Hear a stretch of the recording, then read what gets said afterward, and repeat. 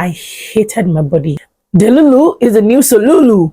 The presence of another woman's beauty is not the absence of yours. Who am I? Like, who am I?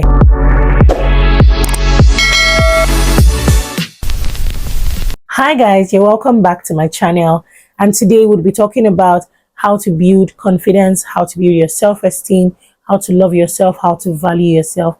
My name is Jenny. If you're just watching me for the first time, hi.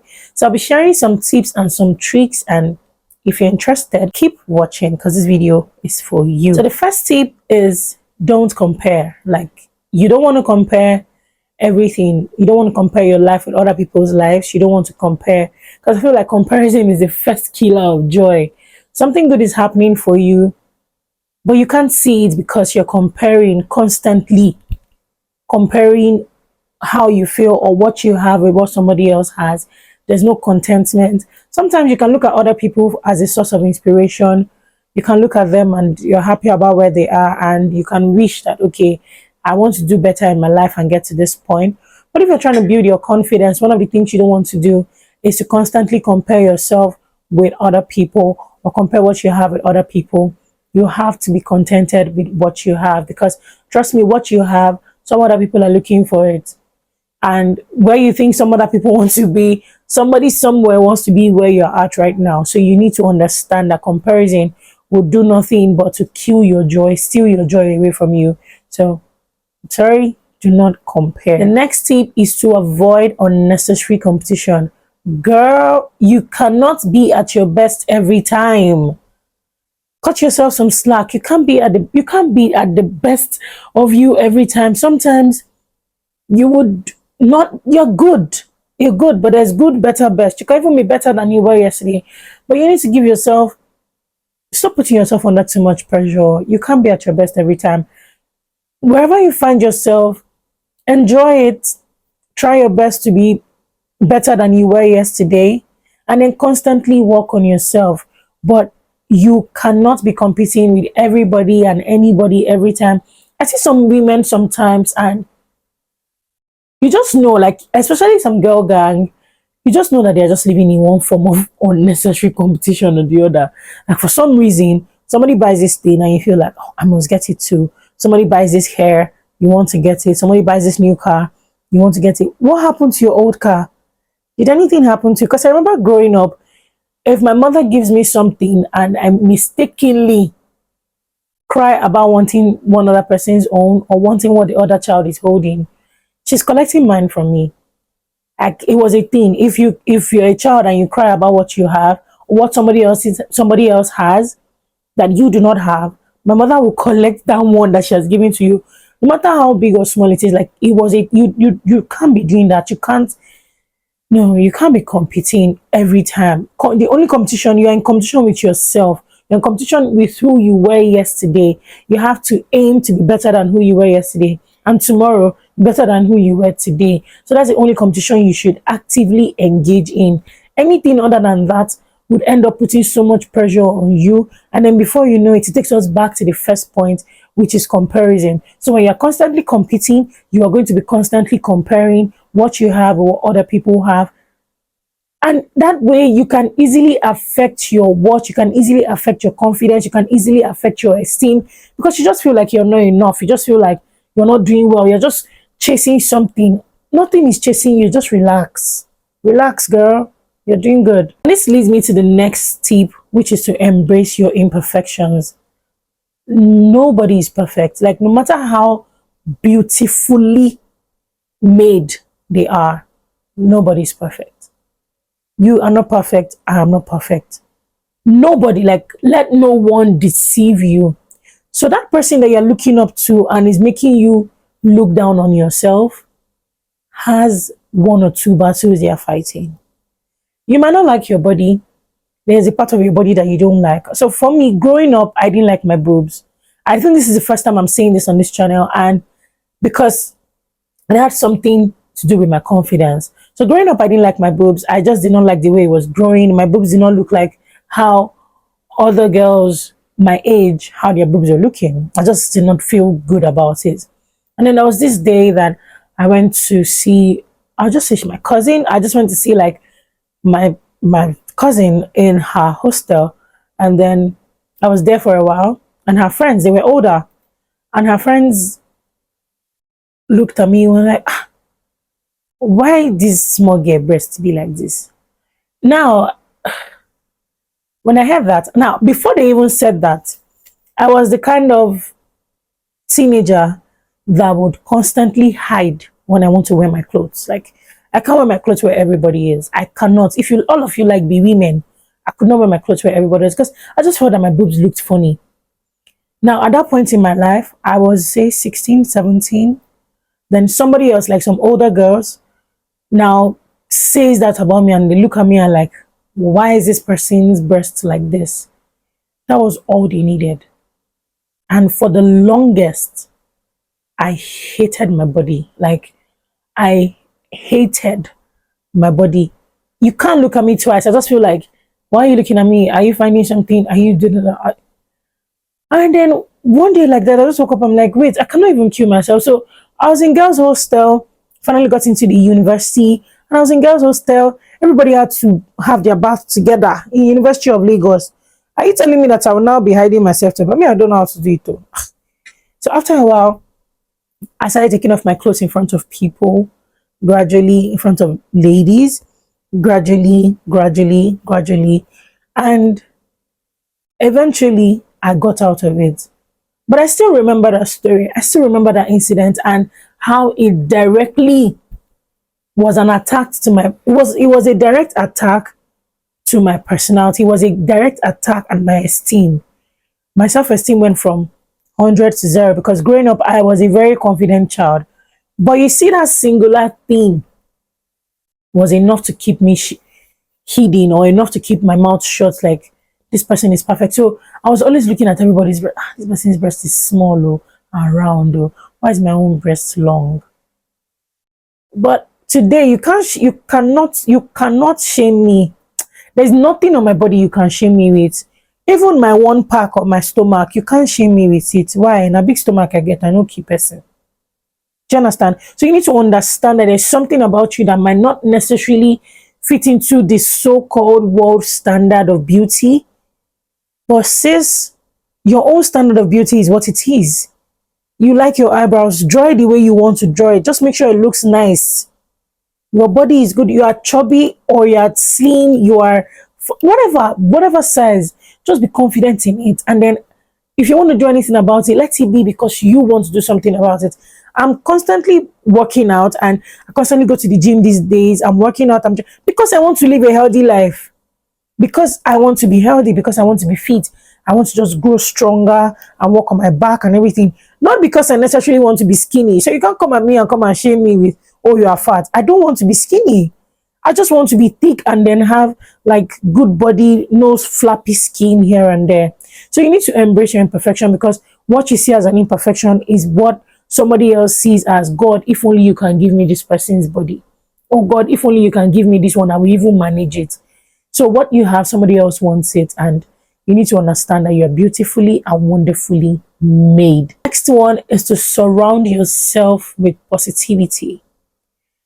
I for one, I feel like the mind has a way of playing tricks with us and has a way of just enlarging or emphasizing on negatives. So you see two things. One is good, one is bad. You would most likely not focus on the good thing. Your mind has a way of just tilting towards the negative.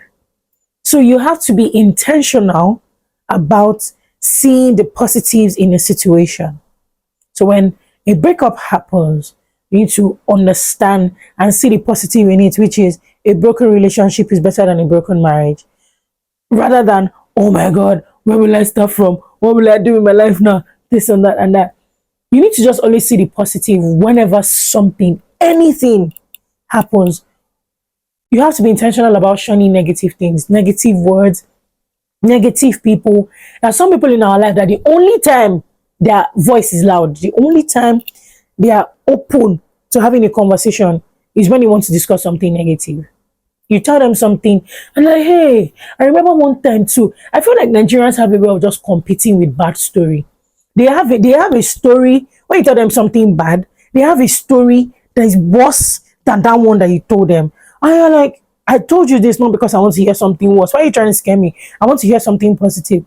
You have to constantly surround yourself with positive people that will speak positive words into your life, because that's basically what you need. The world is already negative enough. So if you're trying to build your confidence, if you're trying to build your esteem, value yourself, your self-worth, you need to just be positive. You're going to be fine. I'm beautiful. I'm this. I'm sexy. I'm intelligent. I'm smart. I attract good things. Words of affirmation, like clear affirmation. Everything positive. Keep saying it. Say it so much until nothing else. Like there's no space for any negative word. At the beginning, you might look delulu. You might sound delulu, but delulu is the new solulu. Got it? Next one is to celebrate your wins. Big wins, small wins, medium wins, tiny wins. Celebrate it. I, for one, I celebrate my wins. On YouTube, on Instagram. First time I got 1K followers, of course we celebrated it. 100 followers, celebrate it. Your first day, the first day your boss gave you a good compliment, celebrate it. First day you surpassed a milestone that you've always wanted to surpass, celebrate it. Celebrate any win.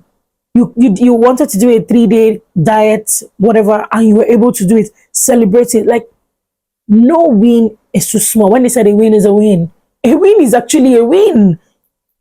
It doesn't matter. A win is a win. Like, let me use a football game, for instance. If you go to play a football game, or you see a team and they're playing football, and there's a tie, or maybe there's a tie, and they have to break the tie with a penalty shootout. It doesn't matter how many percent goal possession one team had over the other. Whoever wins at the penalty shootout is the winner.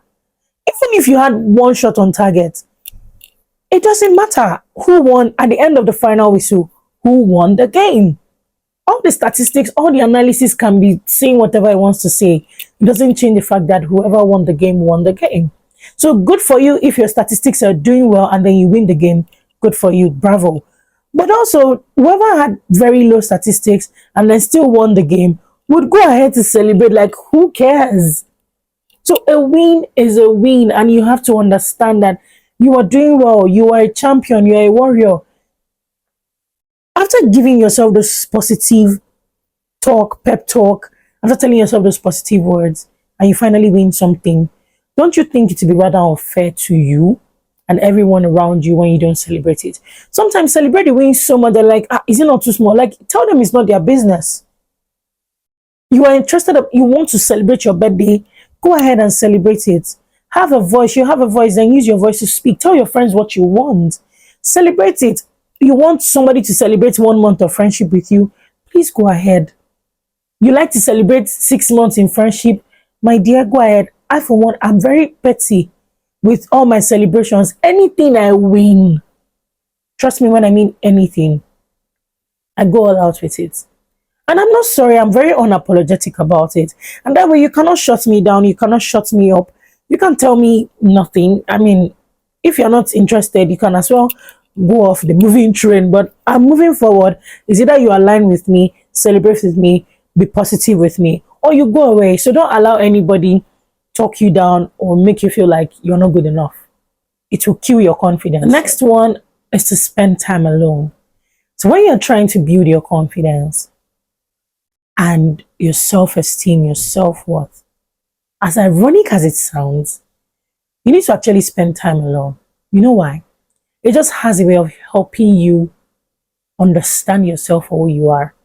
Now, I know a lot of people that have never been single. Like, you're coming out of this relationship, you're entering into the next relationship. You always want your friends around. There has to be people around. Now, let me use a relationship as an example. For every time you go into a relationship, knowingly or unknowingly, you find yourself doing things somehow to please your partner. Maybe the way you dress, the way you speak, the way you do things, the places you go to. Your partner has an influence in those decisions, and that's where commitments, that's accountability. I mean, You can't take that away from being in a healthy, committed relationship. It happens.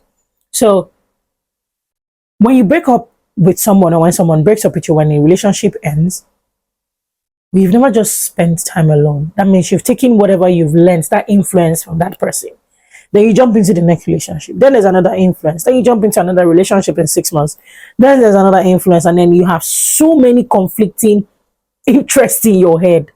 You wake up one day and wondering, who am I? Like, who am I? What do I do? What do I want? But one thing you have to know is at every point in your life, you need to know who you are, what you stand for, what you want, and what you don't want. And you cannot figure these things out by being with people. Sometimes you need to just take yourself out. Talk to God about it. Spend time alone. Develop yourself alone. Go away from all the noise. Like, just go into hiding. Just be low key. You cannot always be, in my mother's words, wah, wah, wah, wah. Everything cannot be wah, wah, wah, wah around you. You cannot always, it can't be noisy around you every time. You won't hear anything. Sometimes you need to hear yourself, hear your inner voice. It helps to understand your style. It helps to understand your personality. Your traits will start coming out. Then the things that I liked when I was 22, if you bring it to me now, we will have issues. Like, we will have serious issues. But there was this time that I was in a relationship and I really wanted to do so much for my partner. Like, a lot of things that I wanted at that time were the things that I felt that my partner wanted. So I was okay with it. I was okay being the wife of XYZ. Like, that was a sweet life goal for me, to be married to somebody that is doing very well and is popular. And that was it. So everything to make that person become what I wanted him to become, I was willing to do it.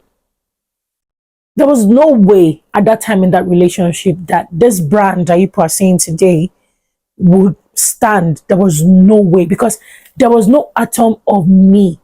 There was no me in the equation. It was him, and then I would now be the partner of this.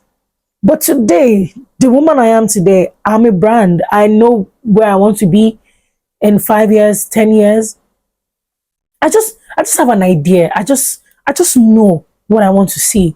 And sometimes, not even sometimes, when I'm talking to a guy, I'm talking to a man, and his values are not aligning with mine, because I already know, because I spent quite a number of years on my own, trying to just figure out the things that I want and the things I don't want.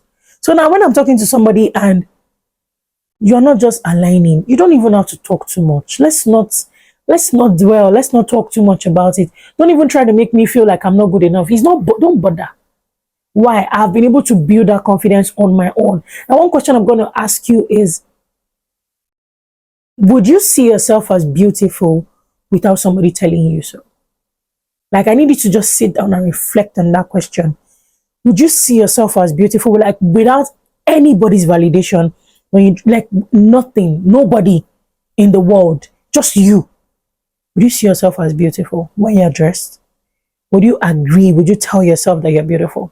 So sometimes you cannot continue to live your life, not even sometimes, every time. Every time you cannot live your life on people's validation. So when you're spending time alone, without somebody constantly calling you or telling you how good you are or how bad you are, you will be forced to tell yourself, because there's nobody there to say anything to you. Nobody. So spend time alone. It's a very, very essential part of building your confidence, building your self-esteem. And then when you've gotten to that point where you've confidently cooked yourself in your secret place, then you can come out, and that whole confidence, that aura of this woman knows what she is doing, will just be all over you. And any man that is coming into your life, or anybody, not even a man, anybody that's coming into your life or sees you, understands that this woman has done her homework and she's good. So this leads us to the last one, which is to invest in your appearance. There's this saying that dress the way you want to be addressed. There's some women that look confident. When you see them, there's just something about them that gives you this vibe. Even you as a woman, you're like, no, I can't go close. She looks in that. Yeah. That's how you, there's a certain look of a confident woman. Like when you come out, your appearance, your hair, you cannot just be looking anyhow. Like even you yourself, we always say this thing that the day we're dressed anyhow is the day we will see somebody. The day you are dressed your best, nobody will see you. It just means that we know the days that we're actually dressed in a certain way. We can tell. We know when we're dressed like I just want to look sexy and look fly. We know how we're dressed when we want to look religious, when we're going to church. What makes you think that there's no look for confidence? Yeah. So one of the things that help you boost your confidence in any look that you want is those tiny things you have to invest in them. Your hair, your nails, your face. If you need to wear makeup, please go ahead and wear makeup. If you don't want to wear makeup, go ahead and take care of your skin. If you're not a makeup person, invest in your skincare, invest in makeup products, invest in beautiful clothes, invest in good hair. But don't compete unnecessarily. Choose within your range. You can go to the market and buy hair of 50,000 naira. You don't necessarily have to wear a 1 million naira bone straight to feel confident. It's not true. If you wear your hair and it is neatly packed or neatly, who cares? Nobody will still talk to you anyhow. So the price of an item doesn't necessarily mean it would affect your confidence. No, don't ever tie your confidence to how much what you're wearing is worth. Don't try it. Wear that thrift dress and look fly in it. Be confident in it. You're wearing, the bad thing, like I say this every time, like sometimes I don't even know some designer items from a distance. So, and I know some people are like me.